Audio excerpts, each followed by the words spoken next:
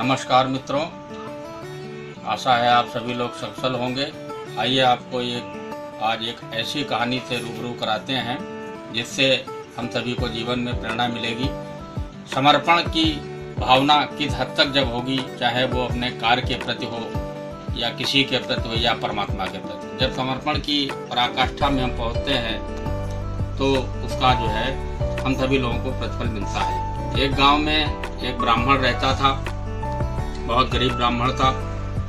किसी तरीके से अपना जीवन यापन करता था। सुबह से निकल जाता, शाम को अपना जो भी भिक्षा आइटम से मिलता, घर में आकर उसका भोजन बनवाता और दोनों लोग आनंद से खाते थे। एक दिन सुबह से शाम तक वो गया, आटा दाल जो भी मिला लेकर घर आया।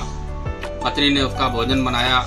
एक छप्पर में रहता था, घर के नाम पर एक छप्पर और चारों तरफ लगी हुई फूस की टटिया थी जो गांव में अक्सर होती हैं। भोजन बनके तैयार हुआ। जैसे ही बैठने भोजन के लिए बैठा, हाथ मुंह धोकर बैठा, तभी एक कुत्ता बाहर आ गया। कुत्ता आकर जोर जोर से जो उसके छप्पर से बनी हुई टटियों के दरवाजे थे उसको पैर से नोचने लगा। बोला अभी आके भोजन मिला भी नहीं और ये जो है परेशान करने लगा। फिर उठा और कुत्ते को बहुत दूर तक भगाकर फिर हाथ मुंह धोला, बैठा। फिर जैसे ही कौर तोड़ा वो कुत्ता फिर आ गया और फिर जो है पंजे से पैर से अपने उसके दरवाजे को पैर मारने लगा। ब्राह्मण को बहुत गुस्सा आई। फिर उठा, उठ के फिर थोड़ी दूर तक कुत्ते को भगाया आया। भगाने के बाद फिर आया, हाथ पैर धुला, हाथ पैर धुलकर भोजन करने के लिए बैठा।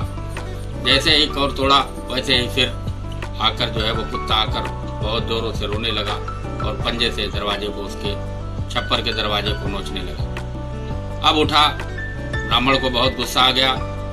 उसने एक डंडा उठाया और 10-12 डंडे उस कुत्ते के निरीह जानवर को मार दिया। वह कुत्ता बेचारा निरीह रोता हुआ, चिल्लाता हुआ वहां से भाग गया।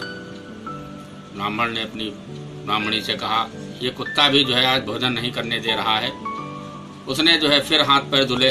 हाथ पैर धुल के भोजन जैसे ही कौर तोड़ा था, पहला ग्रास निवाला मुंह में रखने के लिए, वैसे ही कुत्ता फिर आकर फिर चिल्लाने लगा कि अब उस ब्राह्मण के धैर्य की सीमा खत्म हो गई। वह द्रवित हुआ और ब्राह्मण से कहने लगा कि यह कुत्ता ऐसे जाएगा नहीं।